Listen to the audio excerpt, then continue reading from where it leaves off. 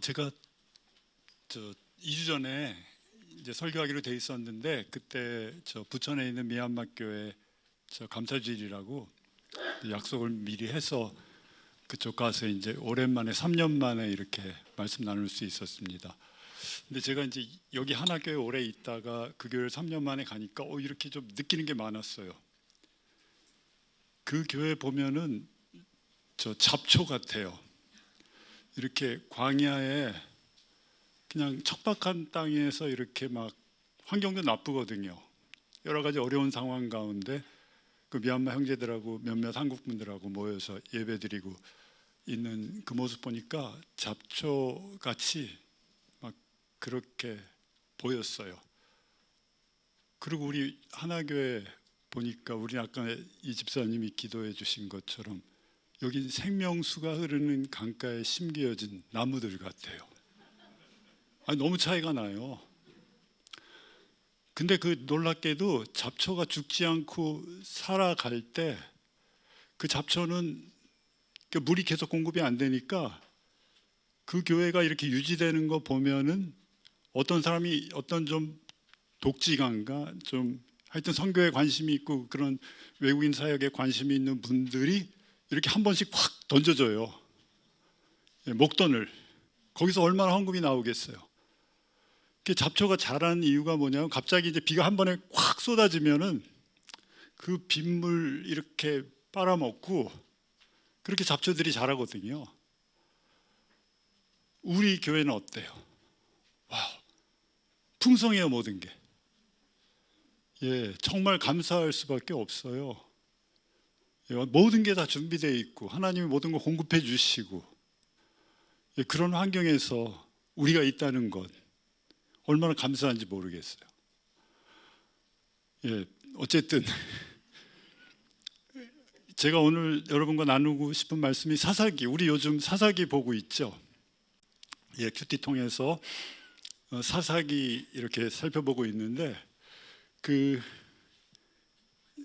삼손의 이야기를 나누고 싶어요. 지난주에 우리가 살펴봤던 삼손의 이야기. 사사기 하면요, 그 영어로는 저지스예요. 저지스. 그 저지 하면 어떤 거 생각나세요? 재판관 하면 검은 가운 입고 높은 단상에 앉아서 판단하고 재판하고 심판하고 다스리는 그런 사람이 연상이 되죠. 근데 이 사사기의 사사는 그런 의미보다는 그렇게 위엄을 갖추고 재판하는 재판장으로서의 의미보다는 구원자, 구원자 의미가 강해요. 이스라엘 민족이 막 잘 나갈 때는 하나님 등지고 하나님 떠나서 주위의 이방 신들을 마구 섬기면 하나님이 어떻게 하세요? 그들을 돌아오게 하기 위해서 주위의 열국들, 대적들을 막 일으키셔서 그들로 하여금 이스라엘을 막 침략하게 하시고 지배하게 하시고 노략질하게 하셔서 힘들게 해요. 그럼 이 사람들이 어떻게 해요? 주님 우리 힘듭니다. 어렵습니다.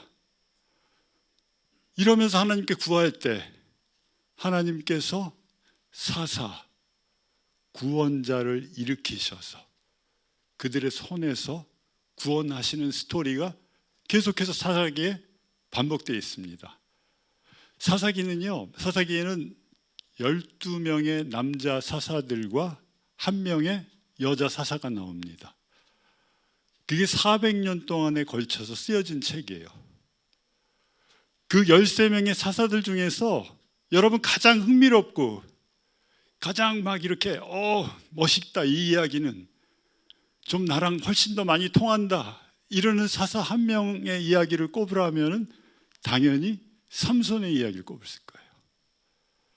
사사 삼손의 이야기.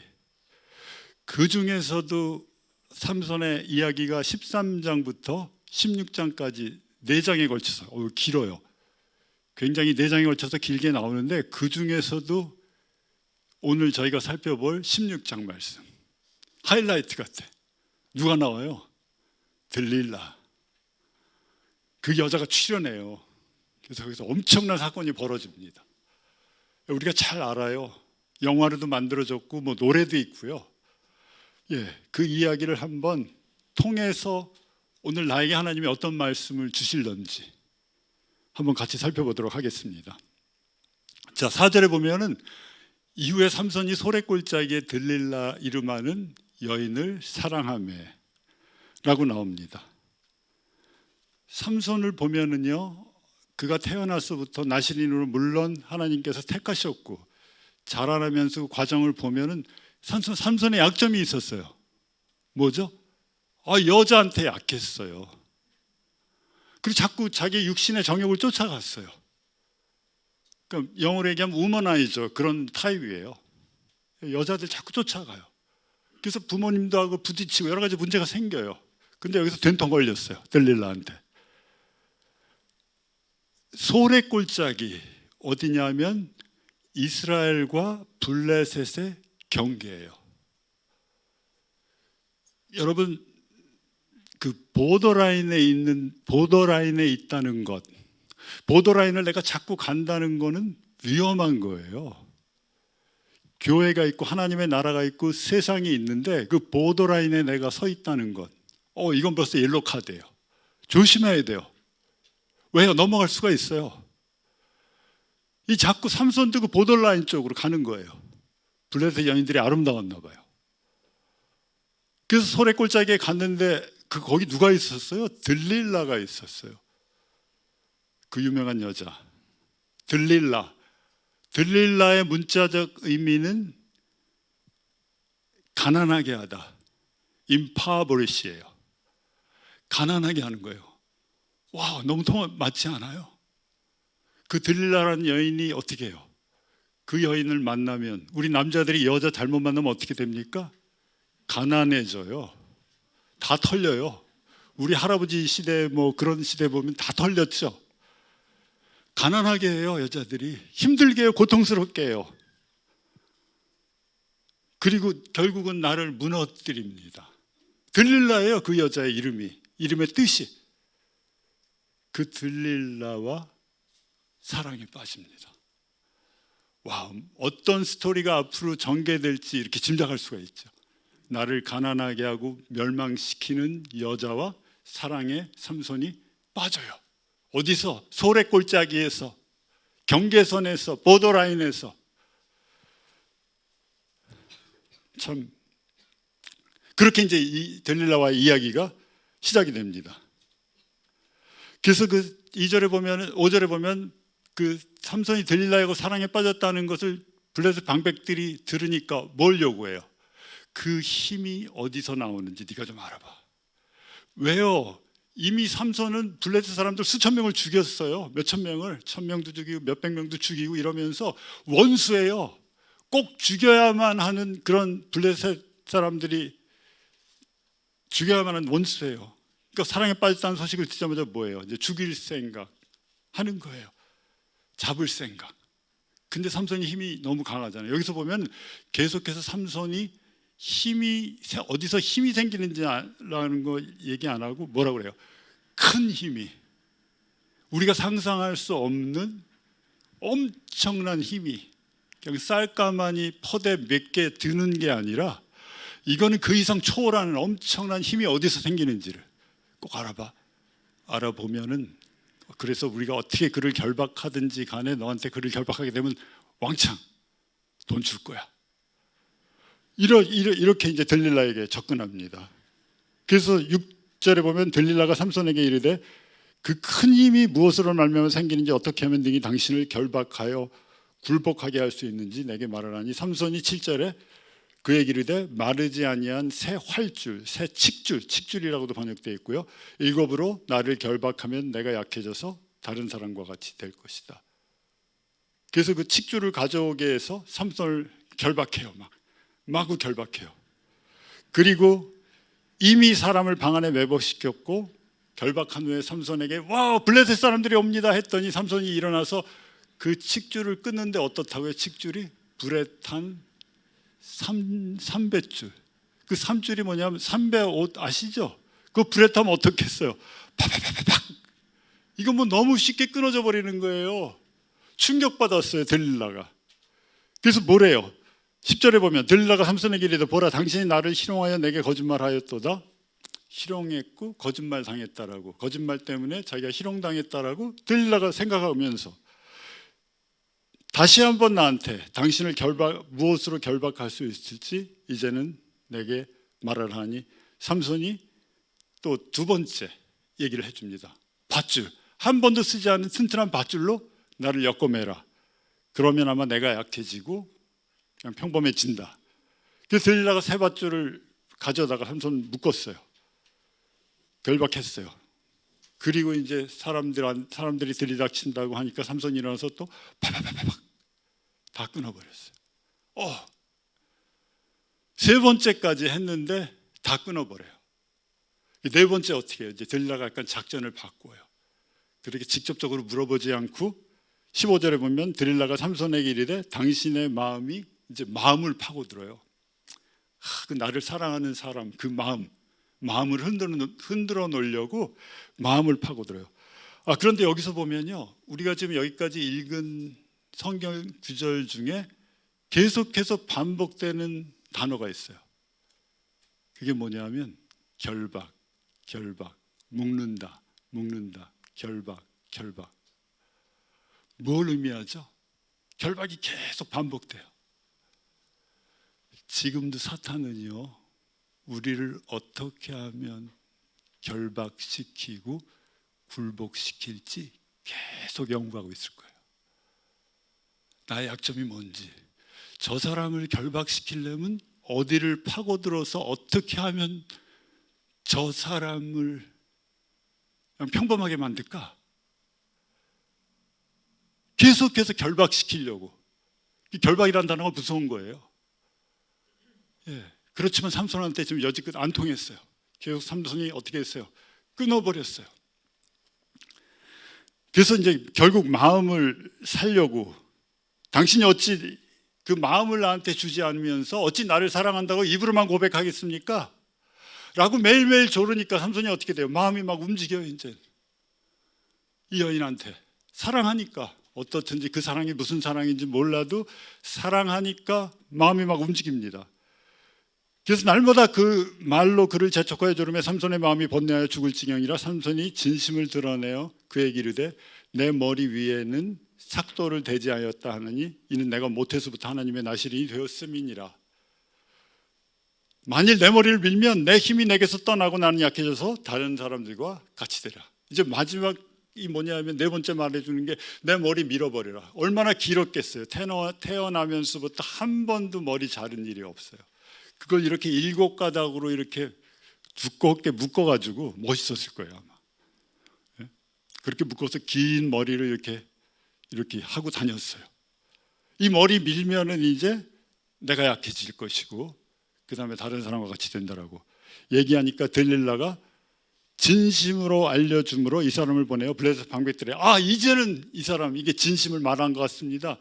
이제 오소서 보내주십시오 사람들을. 그래서 방백들이 은을 가지고, 약속한 은을 가지고 들릴라에게 갑니다. 들릴라가 삼손을 자기 무릎에 베기 19절 베고 자기하고 사람들을 불러 그의 머리털 7가닥을, 그 두꺼운 7가닥으로 묶여진 머리털을 밀고 괴롭가여 본즉 그의 힘이 없어졌더라. 들릴라가 이르되 삼손이여 블레셋 사람이 당신에게 들이닥쳤나이다 하니 삼손이 잠을 깨며 이르기를 내가 전과 같이 나가서 몸을 떨치라 했으나, 여기서 보면 여호와께서 이미 자기를 떠나신 줄을 깨닫지 못하였더라. 저는 성경에서 슬픈 구절을 꼽으라고 하면요, 이 구절이에요. 가장 슬픈 구절? 슬픈 구절은 뭐냐면요, 하나님을 따라가던 사람이었는데 여호와께서 그 사람을 떠나는 것. 이것만큼 슬픈 스토리는 없어요. 슬픈 이야기는 없어요. 삼손이 여호와께서 자기를 떠난 줄을 알지 못했어요. 그래서 평범한 사람처럼 됐어요. 21절에 블레셋 사람들이 그를 붙잡아 그의 누나를 빼고 가사에 내려가 노줄로 매고 그에게 옥에서 맷돌을 돌리게 하였더라. 어떻게 했죠? 눈알이 뽑혀졌어요. 블라인드가 됐어요. 노줄로 꽁꽁 묶였어요. 그리고 옥에서 소들이 굴리는 연자맷돌을 굴리면서 정말 아무 소망도 없이 그냥 힘들게 슬프게 그렇게 굴리는 존재로 그냥 떨어져 버렸습니다. 22절에 그의 머리털이 밀린 후에 다시 자라기 시작하니라. 네, 우리가 잘 아는 기절이에요. 그렇다면 여기서 우리가 한번 생각해 볼게, 정말 삼손이 들릴라한테 당신이 내 머리털을 밀면 내 힘이 없어지리라 라고 얘기할 때 삼손이 정말 자기 힘의 근원이 머리털에 있어서 있다는 것을 알고 들릴라한테 얘기했겠어요? 아니에요. 삼손은 그렇게 어리석은 사람이 아니죠. 지금 블레셋 사람들이 나를 죽이려고, 이 여자를 통해서 나를 결박해서 나를 죽이려고 하는데 내가 그 얘기를 해주겠어요? 만약에 그게 사실이라면 여러분 같으면 어떠시겠어요? 절대 얘기 안 하죠. 내 목숨이 달려있는 얘기인데 그 얘기 해주겠어요? 안 해요. 그리고 이렇게 조를 때 왜 삼손이 마지못해서 이제 자기가 나실이라는 얘기를 하면서 머리 밀라고 그랬거든요. 이제야 나실이라는 얘기 하겠어요. 한번 생각해 보세요. 나실이는 완전히 성별되고 구별된 사람이에요. 어려서부터 하나님을 위해서 헌신된 사람이에요. 근데 자기가 나실이라는 것을 이제서야 고백해요. 왜 그랬겠어요? 우리도 보면요, 세상에 있는 것하고 세상 사람들하고 이렇게 짝해서 지나고 그들이 하는 행동을 내가 같이 하고 즐기고 이러면 내가 크리스찬이라는 거 잘 얘기 못해요. 그 맛을 들었기 때문에. 내가 크리스찬으로서 해야 할 일을 하지 않고 하지 말아야 할 일들을 하면은 내 아이덴티티를 자꾸 숨기려고 해요. 여기서 삼손도 계속 자기 아이덴티티를 숨겼어요. 그러다가 마지못해서 이제 나실이라는 것을 드러내는 거예요. 이제 마지막까지 가니까. 그리고 머리를 자르면 내 힘이 없어질 거다라고 얘기해요. 그 얘기는 조금 이따 하겠습니다. 그래서 우리가 삼손은 그렇게 어리석은 사람이 아니었을 거예요.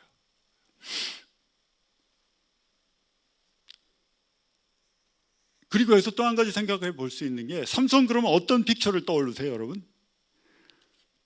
많은 사람들이 삼손 긴 머리에 막 엄청난 근육질의 사나이, 막 2두근, 3두근, 막 식스팩, 막 이런 거 다 가지고 있는, 누구죠? 그 요즘 저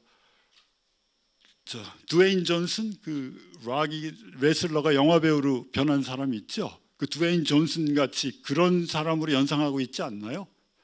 30년 전에 아놀드 슈왈츠네이거, 그런 사람으로 우리가 연상하고 있지 않나요? 근데 현실을 보면요, 삼손은 머슬맨이 아니었을 거예요. 왜요? 아니, 그 정도 우락불락한 근육을 갖고 있으면 당신의 큰 힘이 어디서 나오는지 물어보겠어요? 당연히 나오죠. 거기서. 삼손이요, 그렇게 막 엄청난 머슬을, 우리가 그 주일학교 때 배운 그런 근육을 가진 그런 머슬맨이 아니었을 거예요. 그냥 평범하고 그냥 긴 머리채를 갖고 있는 청년에게 하나님의 영이 임하니까 그 큰 힘을 발휘할 수 있게 된 거죠.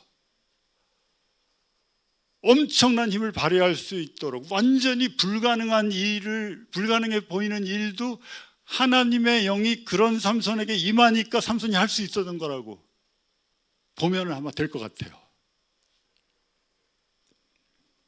우리와 같이 평범한 사람이었는데 그런 평범한 사람으로 보고 삼손의 이야기와 나와 어떻게 연결이 되는지를 한번 들어가서 살펴보겠습니다. 삼손의 이름, 삼손이라는 이름의 문자적인 의미는 태양같이 빛나는, 이런 뜻이에요. 그러니까 bright like a sun, like the sun 이란 뜻인데, 삼손이 누구예요? 태어나기 전부터 이렇게 택함 받았어요. 모태에서부터. 뭘요? 나실인으로. 어머니 뱃속에서부터 선택받았고 나실인이라는 것은 성별된 사람, 완전히 분리된 사람, 하나님을 위해서 헌신된 사람. 신명기 6장에 보면 나실인이 어떻게 되는지가 나와 있습니다. 신명기가 아니라 민수기. 그 6장에 보면 자세히 나와 있어요. 나실인은요, 내가 나실인으로 헌신하면 그때부터 이제 성별돼요. 삼손은 어떤 사람이었어요? 평생 나실인으로 헌신된 사람이에요. 그렇지만 내가 2년 동안 나실인으로 헌신하겠다 그러면 그때부터 2년 동안 하는 거예요. 그 기간이 정해진 건 아닙니다. 그래서 그렇게 내적으로 성별되고 구별되고 거룩하고 하나님께 헌신된다는 것을 외적으로 보여주는 표징이 뭐냐면 긴 머리예요. 한 번도 자르지 않은 그 긴 머리. 얼마나 멋있겠어요. 씨 하면서 나 나실인 말도 안 해도 사람들이 와 저기 나실인 간다, 나실인이다 라고 볼 수 있게끔 그 긴 머리가 그런 역할을 했어요. 내적 거룩함의 외적 표현이 바로 긴 머리였죠. 그래서 삼손은 이미 이 들릴라가 자기를 블레셋 사람들한테 결박해서 넘겨준다는 것을 이미 알고 있었어요. 모르지 않았겠죠. 그런데 그 이야기를 보면 슬픈 게 있어요. 삼손의 이 이야기를 따라가다 보면 삼손이 나실인인데 나실인으로 이렇게 헌신할 때는 꼭 3가지를 지켜야 한다라고 민수기에서 말씀하고 있습니다. 우리가 알죠. 첫 번째, 죽은 시체는 그게 짐승이든 사람이든 어떤 거든 죽은 시체를 만지면 안 돼요. 부정해져요. 시체 만진다는 건. 그래서 절대 못 만지게 했어요. 사체를. 죽은 사체를. 그리고 두 번째, 포도원이나 포도에서 나온 그 어떤 것도 마시지 말아야겠고 먹지 못하게 했습니다. 절대로. 포도 주스, 포도, 그 샤인 머스켓 얼마나 맛있어요. 그것도 못 먹어요. 나실인 헌신하면. 거기 포도 즙, 포도 잼, 포도 젤리, 포도 사탕, 포도 쿠키, 그 어떤 것도 마시면 안 됐어요. 그리고 세 번째, 머리에 삭도를 대면 안 됐어요. 어떤 의미가 있어요? 죽은 시체를 만지지 못하는 거예요. 내가 거룩하게 유지하는 거예요. 나를 깨끗하고. 나실인이니까 성별되고 구별된 사람으로서 거룩함을 유지하기 위해서 사체를 만지지 말아야 했습니다. 그리고 두 번째, 포도에서 나온 거 먹지 말라는 얘기는 뭐예요? 내 정신이 항상 맑은 정신으로 하나님 섬겨야 했어요. 포도에서 나오는 거 먹으면 어때요?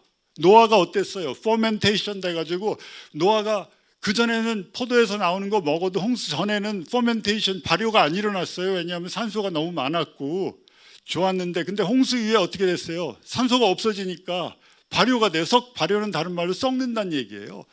썩게 되니까 그 썩은 포도주를 먹고, 발효된 포도주를 먹고 어떻게 했어요?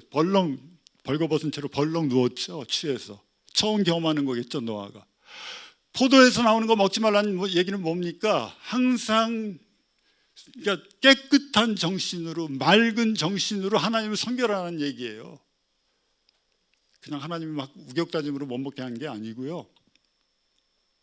그리고 이제 마지막, 머리 자르지 말라는 건 자기의 내적 거룩함을 외적으로 보여주는 증거라고 말씀드렸습니다.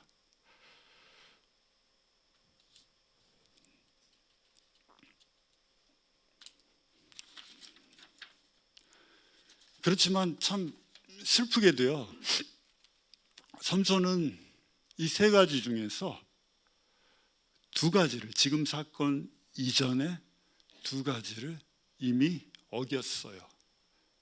여러분 다 아시겠지만 쭉 큐티 따라가신 분들, 14장에서 보면 삼손이 블레셋에 있는 여자를 보러 가기 위해서 포도원을 통과해요.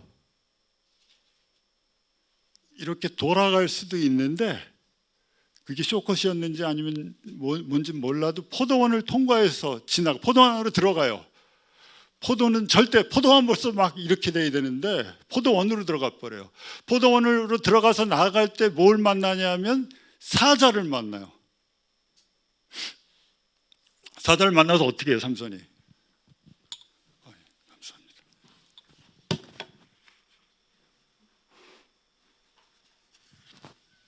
그 사자를 만나가지고 사자를 입을 찢어가지고 염소 새끼처럼 막 이렇게 다 찢어서 죽여요. 그리고 나서 그 포도원을 통과해서 여자를 만나고 또 얼마 시간이 지난 후에 다시 또 포도원으로 들락날락한 것 같아요.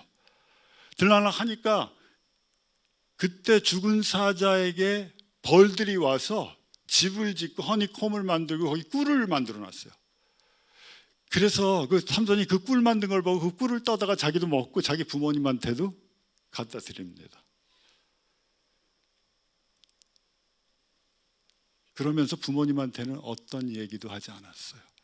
포도원에 갔다는 얘기 안 했어요. 이 꿀이 죽은 사자의 사체에서 나왔다는 얘기 안 했어요. 거기 하지 않았다라고 말씀하고 있어요. 왜 하지 않았겠어요? 자기 나시린으로서의 지켜야 될 도리를 깬 걸 아니까, 어긴 걸 아니까. 그래서 나시린으로 죽은 바디를 만지지 말아야 됐는데 이미 죽은 사자의 바디를 만지면서 꿀을 떠서 먹었습니다.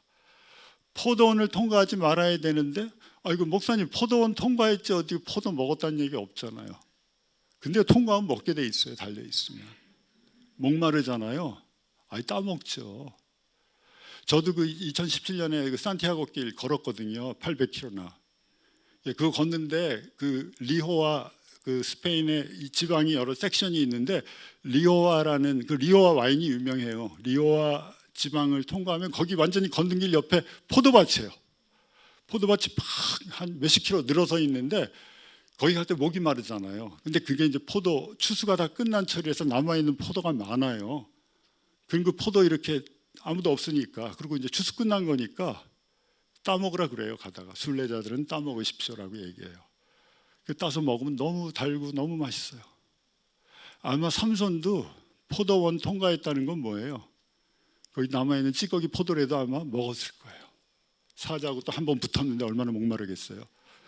그런 상황에서 두 개를 어겨요. 사체만 만졌고 포도원을 지나갔습니다.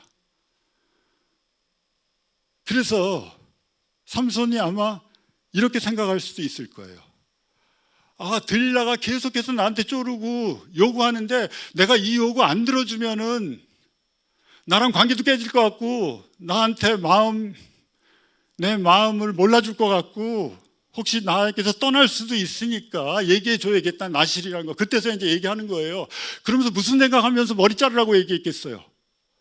내가 여지껏 포도원을 통과했고 죽은 사자의 사체를 만졌는데도 불구하고 하나님께서는 가만히 계셨어. 어떤 일도 일어나지 않았어.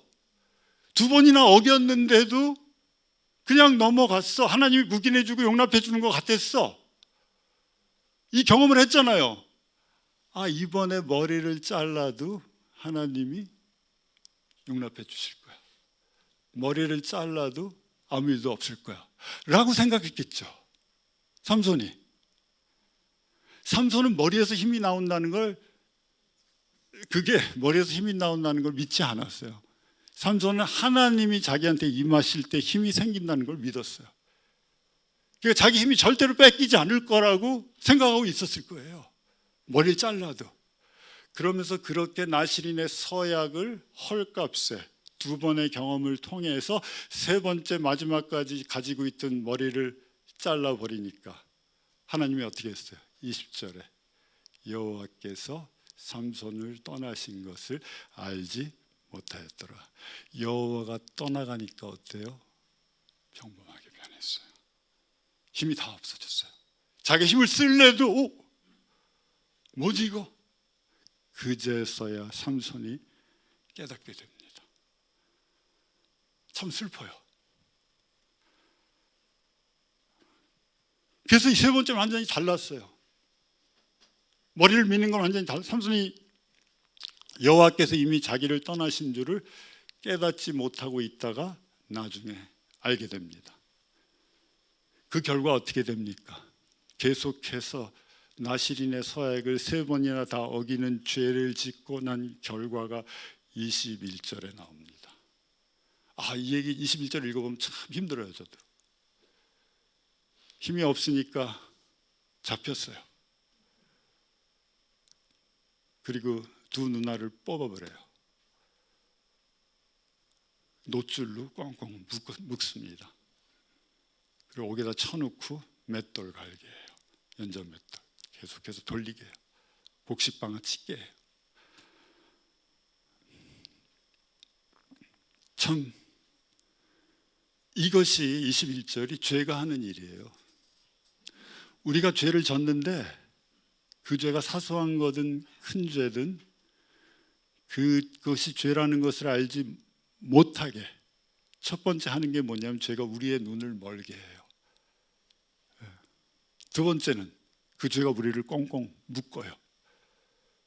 세 번째, 계속해서 그 죄의 무게에 짓눌리고 또 죄를 행하게 하고 또 하게 하면서 계속해서 연자맷돌 돌리게, 아무 의미 없이 무의미하게 힘들게 인생을 살아가게 만들고 결국은 멸망시키려고 하는 게 죄가 하는 일이에요. 무섭잖아요.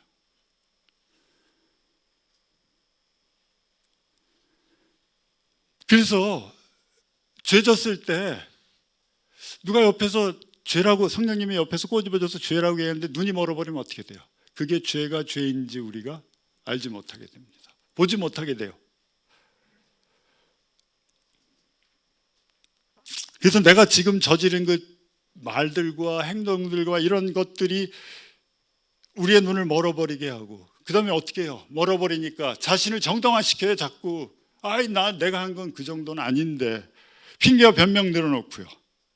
자신이 저지른 거 그저 아무 일도 없는데, 지금 nothing happened, 괜찮은데, 이러면서 우리의 눈을 멀게 해서 죄의 실체를 보지 못하게 합니다. 죄의 영향력이 얼마나 큰지를, 그 나쁜 영향력이죠. 좋은 영향력은 아니겠죠. 그 나쁜 영향력이 얼마나 나를 힘들게 할 거라는 것을 못 보게 하는 게 죄가 처음에 하는 일이에요. 우리의 눈을 멀게 합니다. 그리고 우리를 꽁꽁 묶어요. 죄가 이제 안 놔줘요. 거기 걸려들면 눈이 멀어버리면 그 다음에 이렇게 묶습니다. 묶어가지고 이제 안 놔줍니다. 저도요, 뭐 여러분도 많이 경험하셨겠지만, 저도 고등학교 졸업하고, 저는 물론 양조장집에서 태어나서 어렸을 때부터 막걸리 먹고 자랐어요. 그래서 술은 뭐 그때부터 먹었으니까. 근데 이렇게 이제 정식 술집에 가서 먹고 그러진 않았어요, 친구들하고. 근데 고등학교 졸업하니까 이제 어떻게 돼요? 친구들하고 가서 술집에 가서 술 먹으니까 뭐 배워요? 담배도 한 번도 안 폈는데 담배 피우게 돼요.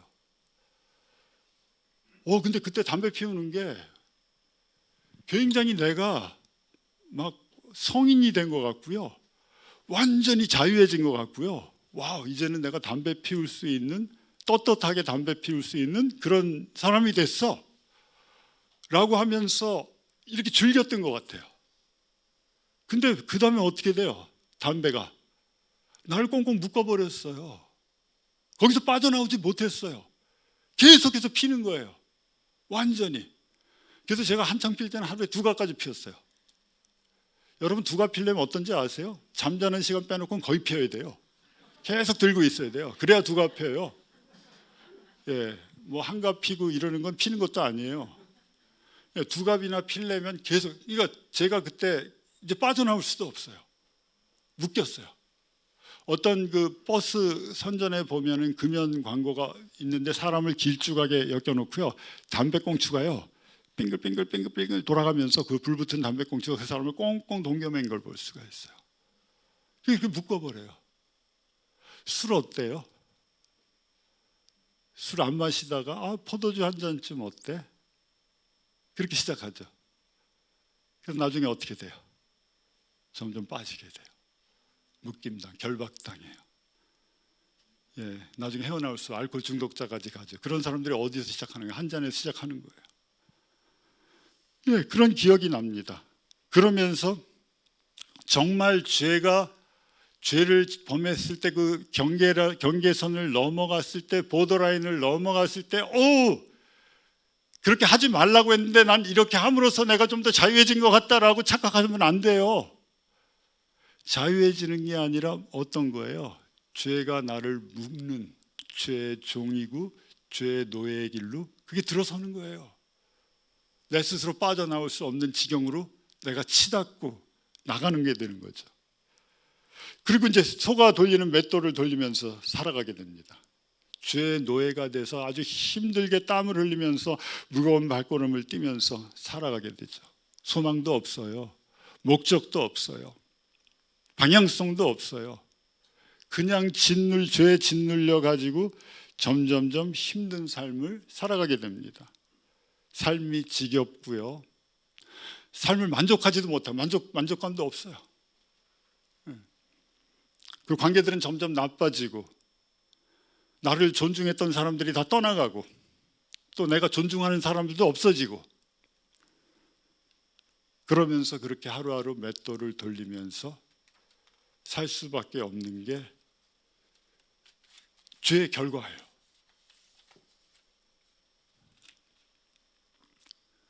한참 지나가다가 그런 삶이 한참 지나가다가 문득 정신 차렸어요. 그리고 이렇게 생각합니다. 그때 내가 눈이 멀었었지, 자유했던 게 아니라 묶여 있었던 거였지 라고 생각하면서 힘겹게 살아가는 자신을 발견하게 돼요. 그런데 하나님은 우리가 내 자신이 행한 게 엄청난 죄라는 사실을 그렇게 개입해서 나를 좀 이렇게 혼내주시거나 이러지 않으시고 계속해서 기다리고 계시는 분이 하나님이세요. 언제까지?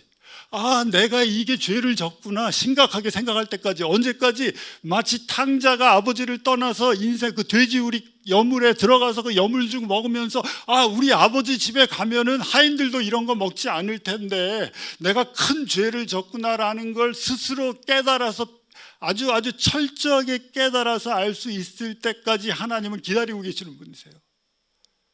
그렇게 우리 저처럼 아니면 여러분 아빠처럼 아들이 죄 지면 그냥 가서 그냥 회초리 들고 나 그거 하지 말랬지 이런 하나님이 아니세요. 그럼 걔는 또 가서 또 해요.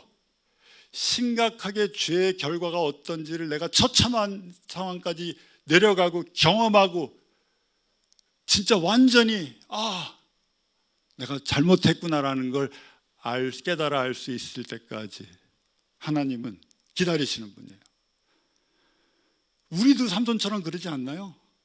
이 정도 선 넘어갔으면 아무 일도 일어나지 않으면 괜찮은 것보다 하면서 하나님 오래 참으시는 분이시고 뭐 괜찮으시고 사랑이시고 은혜로우신 분이다 이렇게 생각하면서 죄에 대해서 고백하고 회개하는 것 대신에 어떻게 해요? 점점 죄에 빠져들고 있지 않은지.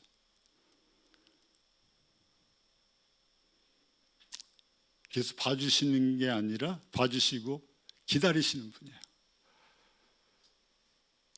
죄는요 내가 끝까지 놓지 않아요.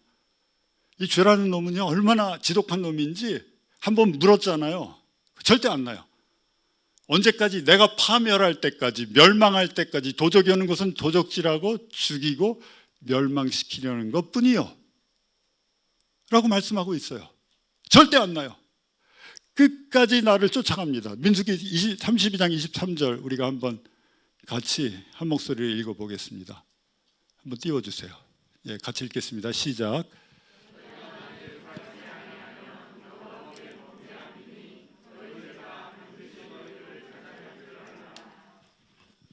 네, 이거 우리가 지난번에 살펴본 구절인데요.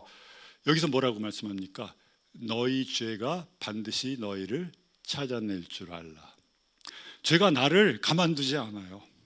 옛날에 지은 죄 내가 고백하고 회개하고 하나님께 돌아가지 않으면 그 죄 문제를 가지고 하나님께 아뢰지 않으면 그 죄는 나한테 계속 있고 그 죄가 나를 끝까지 찾아와요. 여러분 요즘 저 정치권에서 이슈되는 얘기 있죠. 그 누구죠? 그 여자 교수?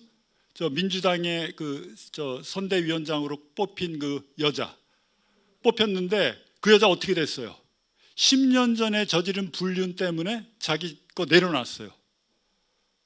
예, 10년 전에 저지른 건데 지금 내가 이렇게 뭐 하려고 하니까 그 죄가 어떻게 했어요? 쫓아왔어요.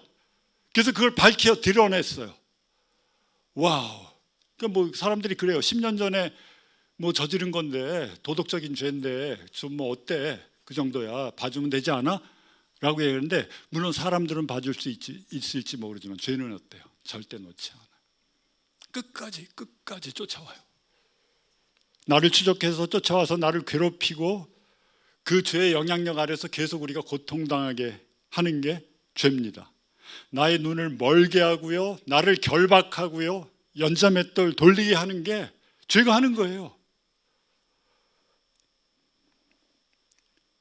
그리고 또 이 구절도 한번 읽어볼까요? 에레미야서 2장 19절 같이 읽겠습니다. 시작.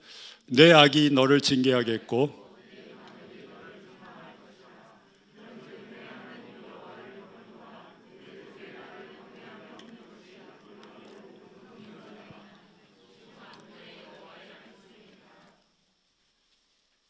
네, 여기서 보면은 죄가 우리를 쫓아올 뿐만 아니라 죄가 우리를 어떻게 해요?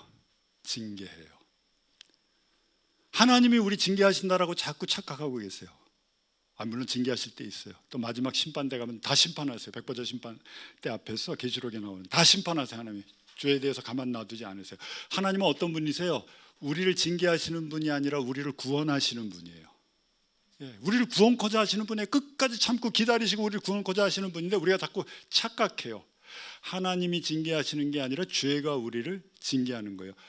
폐암이 걸렸으면 하나님이 나를 폐암 걸리게 한 게 아니라 담배를 그렇게 피고 술 마신 그 행동이 나를 징계하는 거예요.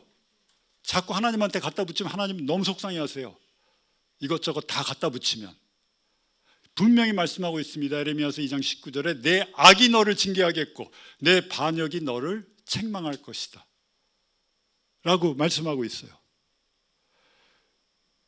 그래서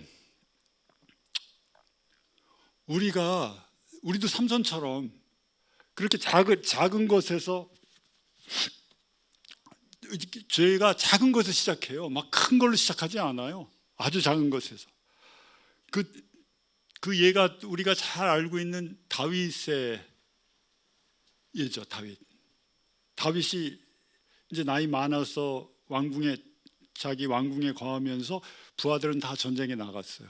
근데 자기는 전쟁에 나가지 않고 왕궁을 어슬렁어슬렁 거니는데 뭘 봐요? 저 밑에서 목욕하고 있는 밧세바를 봅니다. 육신이 막 발동해가지고 범해요. 궁까지 데리고 와서. 근데 거기서 멈추지 않고 어디까지 가요? 남편이 있다는 거 알고 우리아라는 거 알고 임신하게 된 우리아까지 죽이게 됩니다. 와우, 그 다윗의 죄가 어디서 시작됐죠? 작은 것에서 시작돼요. 다윗은 용서하고 물론 나이는 먹었지만 그 당시에 나가서 싸울 수 있는데 싸우지 않고 머물렀던 것에서 시작되는 거예요. 전쟁에 나가지 않고 머물렀기 때문에 아주 작은 거에서 시작이 돼요. 우리도 그렇지 않나요? 우리도 그 소래골짜기에서 방황하면서 자꾸 세상 것 기웃거리지 않나요? 그 세상 것 뭐가 지금 있는지 듣고 보려고 하지 않습니까? 그러면서 이 정도는 괜찮을 거야 라고 여기고 한 발짝 두 발짝 그 경계선을 넘어서 우리를 집어넣고 있지 않습니까? 거기서 시작되는 거예요, 죄가.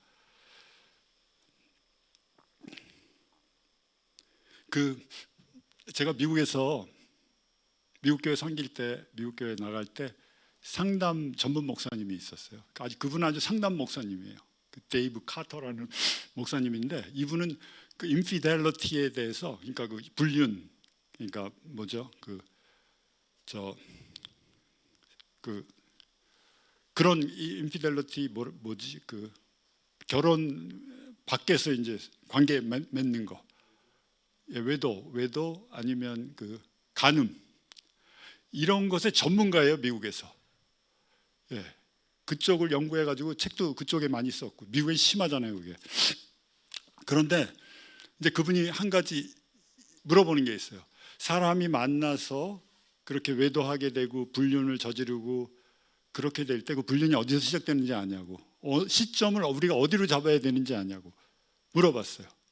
그 시점이 어딜 것 같아요? 그분은 그렇게 얘기해요. 한 남자가 한 여자와 커피숍에서 앉아서 커피 한 잔 먹는 때가 시작이라는 얘기예요. 예, 뭐 어디 뭐 여행을 떠나고 이러는 게 아니라 이미 그때부터 불륜은 시작됐다는 거예요. 뭐예요? 무슨 얘기죠? 아주 작은 거에서 시작된다는 얘기예요.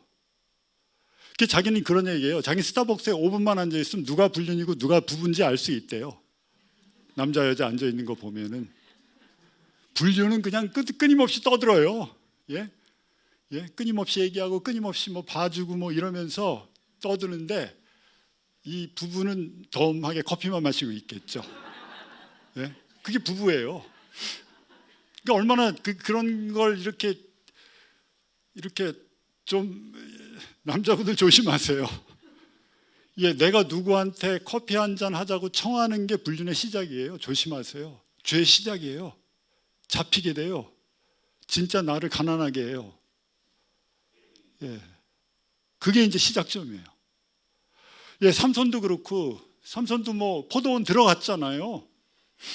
예, 그게 시작점이에요. 괜찮네. 아무 일도 없네. 그래서 우리가 그런 것으로부터 이제 경각심을 가지고 조심해야 되는데, 그렇지 않으면 이제 계속해서 잡혀 들어갈 수 있어요. 이 삼손 신드롬에 빠질 수가 있어요. 하나님 말씀 가볍게 여기고 이 정도면 괜찮을 거야 하면서 죄에 빠져들어가는 사람이 있어요. 그 죄가 어떤 것이든지 간에.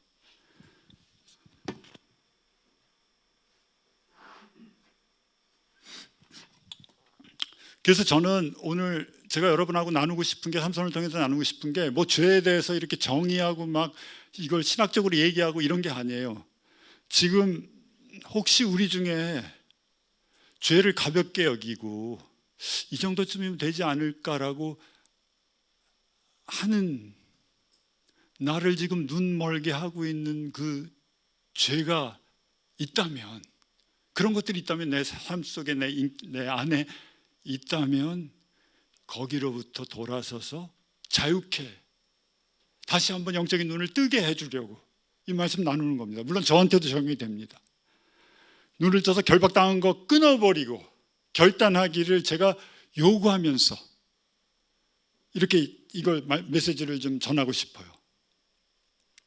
그래서 어떻게 그러면 우리가 그 사이클에서, 삼손이 저지른 그렇게 눈알이 뺏고 결박당하고 연자맷돌 돌리는 그런 죄의 사이클로부터 어떻게 하면 자유로워질까요? 예, 십자가로 나가야 돼요. 하나님의 자비를 구해야 돼요. 우리가 스스로 자유해질 수는 없어요. 한번 그렇게 묶임당하게 되면 어떻게 풀려나겠어요? 삼손이 못 풀려나요. 그 세상과 타협하고 있는 부분들 있다면 회개하시고, 친구들과 혹시 세상 친구들과 너무 어울려가지고 내가 크리스찬인데 이 사람들한테 내가 크리스찬이냐, 그동안 내가 말하고 행동한 걸 이 사람들이 아는데 그들한테 내가 크리스찬이라고 얘기하기도 뭐하고 전도하기도 뭐하다, 그러면 거기서 이제 돌아서야 돼요. 돌이키셔야 돼요. 회개하셔야 돼요. 고백하셔야 돼요. 삼손 신드롬이죠. 그렇게 삼손처럼 하는 거예요. 들릴라에게 했던 것처럼 우리도 그렇게 하고 있지 않습니까?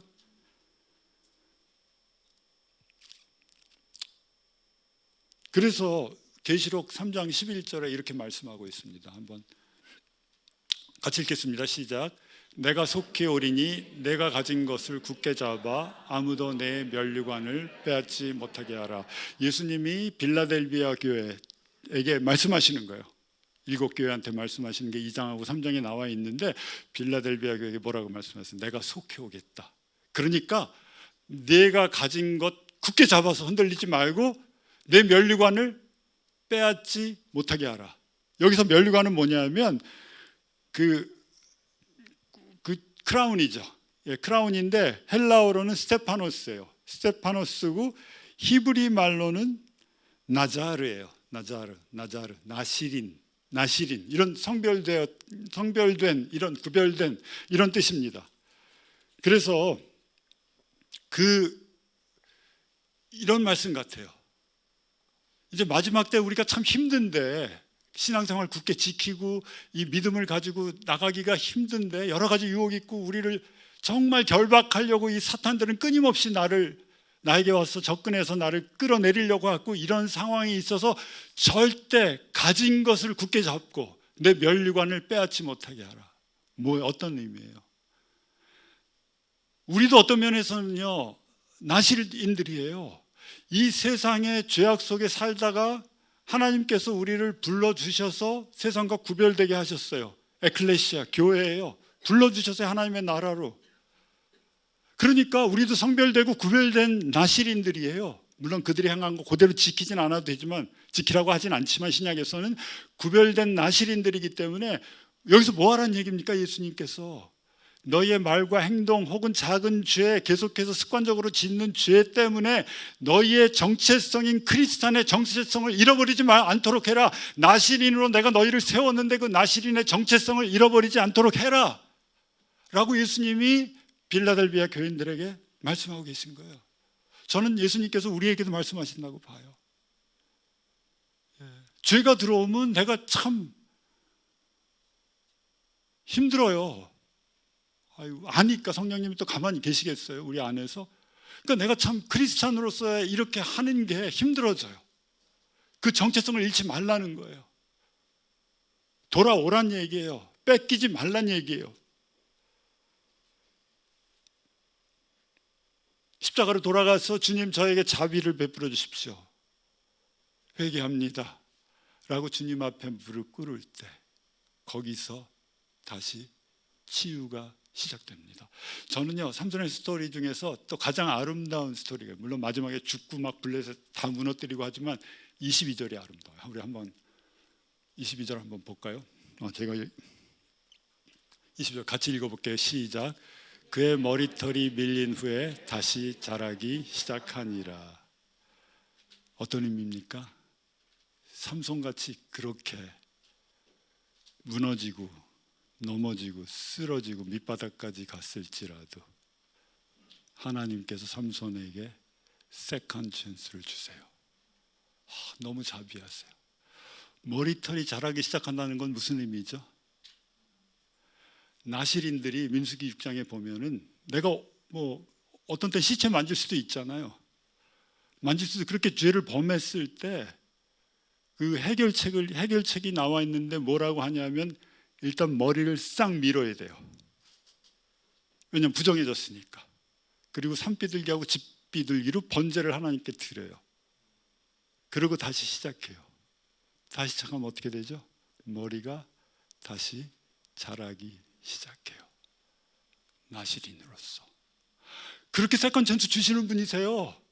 여러분이 나 지금 내 죄는 너무 힘들어서 어려워서 제가 여기서 지금 누구한테 얘기도 못하고 힘듭니다, 여기서 빠져나갈 수도 없습니다 라고 생각할지 몰라도, 이건 사소한 죄가 아니라 나는 지금 계속해서 큰 죄에 빠져 있습니다 라고 생각할지 몰라도, 하나님께 나오면 하나님께서 다시 세컨드 찬스 주시는 분이에요. 다시 나의 머리털이 자라게 해주시는 분이에요. 연자맷돌 돌리고 있어도 다시금 돌리는 중에 그 머리털이 나서 자라게끔 해주시는 분이 하나님이시다는 거예요.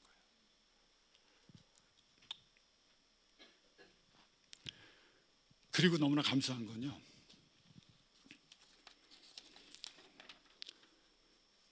히브리서의 11장이 믿음의 장이잖아요. 우리 대단한 믿음의 선조들의 이름이 있는 그 장에 삼손의 이름이 나와요. 11장 30절에 이렇게 말씀합니다. 내가 무슨 말을 더하리요? 기드온, 바락, 삼손, 입다, 다윗, 사무엘과 선지자들의 일을 말하려면 내가 시간이 부족하리로다 라고 말씀하세요. 어떻게 삼손이 거기가 있어요? 무슨 의미죠? 가장 인생의 밑바닥에서 삼손 회개했어요. 철저하게 회개했어요. 그리고 하나님한테 구했어요. 나한테 기회 한 번 더 주십시오. 믿음으로 구했어요. 그리고 기둥에 서가지고 그 블레셋 몇천 명이 모인 그 신전, 그 다곤 신전 기둥에 서가지고 그 기둥을 주님 저한테 믿음으로 구합니다. 저한테 한 번만 기회 주십시오. 이들과 같이 죽겠나이다. 믿음으로. 물론 그렇게 막 망치고 막 넘어지고 막 엉망진창인 라이프가 됐지만 눈알이 뽑히고 노줄에 매였고 맷돌 가는 짐승 같은 그런 마지막 삶을 살았지만 하나님께 회개하고 나올 때 하나님이 기회를 주시고 그의 믿음을 받아들였고 히브리서 11장에까지 그의 이름이 기록되는 것을 우리가 볼 수가 있습니다. 그렇게 나오세요. 하나님께 나오셔서 어떤 것도 작은 것이든 큰 것이든 여기서 이 삼손 죄의 사이클을 끊으려고 하면은 우리가 십자가에 나오는 길밖에 없습니다. 오늘 예배 마지막 헌신 찬송하시면서 우리가 성령님 이 자리에서 우리에게 말씀해 주십시오. 우리 마음속에 말씀해 주십시오. 찝어 주십시오. 내가 다시 한번 성별되고 거룩하고 다시금 내 머리가 자라고 그런 놀라운 일들이 개인적인 또 리바이벌의 역사가 일어나기를 원합니다. 다 같이 일어나셔서 우리 찬송하시면서 기도하시면서 찬송하시면서 우리 하나님 앞에 나가시겠습니다. 주 달려 죽은 십자가 주 달려 죽은 십자가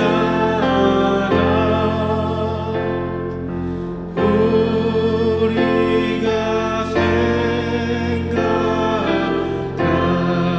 때에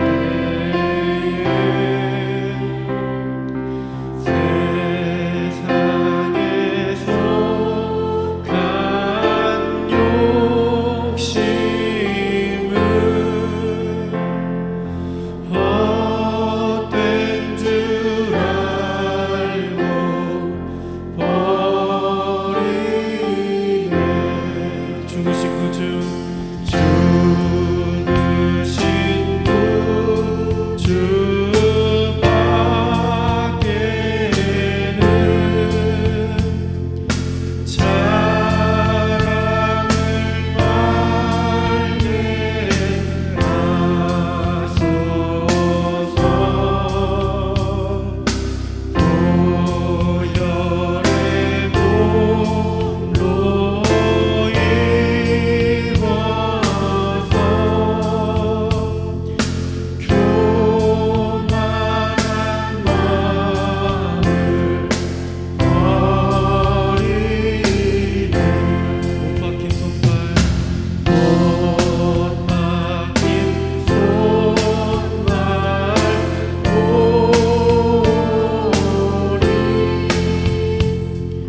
큰 자비 나타내셨네.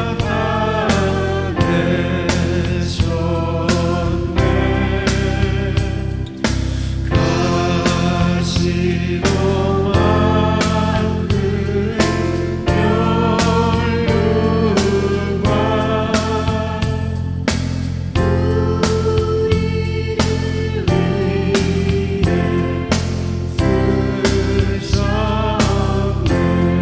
멸류관 온 세상 만물 가져도 주는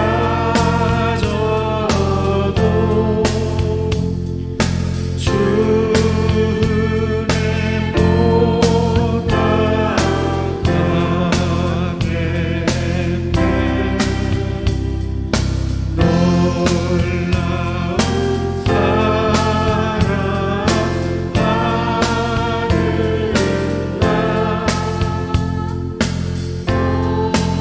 으로 죄를 삼게.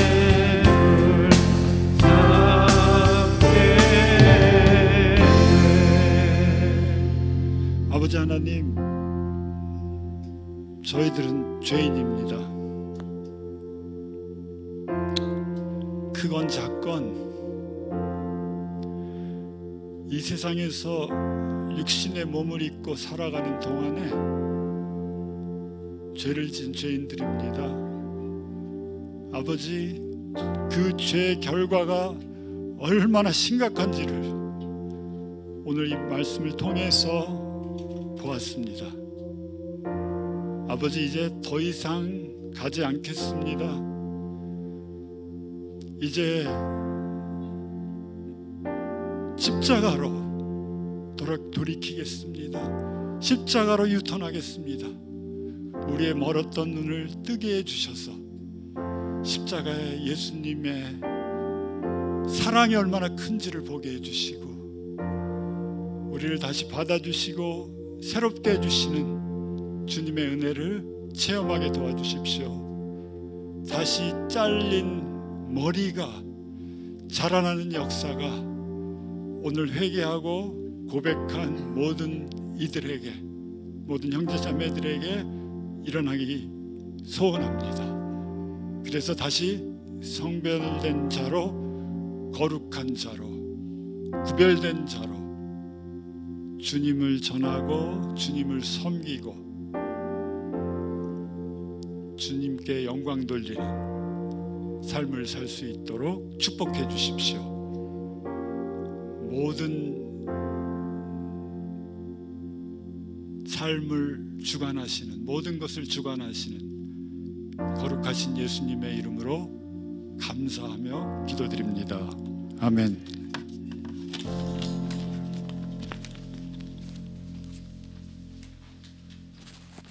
예, 추승원 목사님 말씀 전해주셔서 감사합니다. 오늘 주신 말씀에 금주의 암송 구절은 사사기 16장 21절이 되겠습니다. 함께 읽어보겠습니다. 블레셋 사람들은 그를 사로잡아 그의 두 눈을 뽑고 가사로 끌고 내려갔다. 그들은 삼손을 노사슬로 묶어 감옥에서 연자맷돌을 돌리게 하였다. 광고 알려드리겠습니다. 위드 코로나 방역 지침에 따라서 대면 예배로 진행을 하고 있습니다. 다만 호흡기 증상이나 발열이 있으신 경우 또는 그런 증상이 있는 가족이 있으신 경우에는 아쉽지만 온라인 예배를 드리시기를 부탁을 드립니다. 12월에 우리 크리스마스와 송구영신 스케줄이 나왔네요. 12월 24일 그 다음에 12월 31일 둘 다 오후 8시입니다. 작년에는 우리가 줌으로 재미있고 아주 은혜롭게 진행하였던 기억이 나는데요. 올해는 더욱 알차고 즐거운 그런 예배가 될 것이고요. 온라인과 대면 병행으로 드려질 예정입니다. 이번 주 금요 예배는 개인 기도 찬양 그리고 교회를 위한 기도로 이어집니다. 조이뱅크 재능 나눔 프로젝트 계속 가입과 인출 부탁드리고요. 정주영 전도사님께 문의 주시면 됩니다. 건축 헌금 계속해서 진행 중이고요. 기쁨 프로젝트 만난 반찬으로 준비되어 있으니 이용해 주시고 또한 참여도 해 주실 수 있습니다. 김명신 집사님께 문의해 주시면 됩니다. 또한 마켓 조이 밴드가 있죠. 마켓 조이 밴드 유용한 물건들 많이 지금 거래가 되고 있는 것으로 알고 있고요. 수익금은 모두 기쁨 프로젝트 즉 건축 헌금에 쓰여지고 있습니다. 2022년 품성 달력 지금 판매 중이고요. 마지막으로 가족 소식으로는 우리 장동인 목사님 가정의 첫째 딸 장미리 자매가 12월 11일 토요일에 오후 12시 30분 장소는 서울 법원청사 예식장 후생관 2층이라고 합니다. 결혼을 하게 됩니다. 많이 축하해 주시고 축복하여 주십시오. 이상 광고 말씀이었습니다. 이것으로 예배를 마치겠습니다. 감사합니다.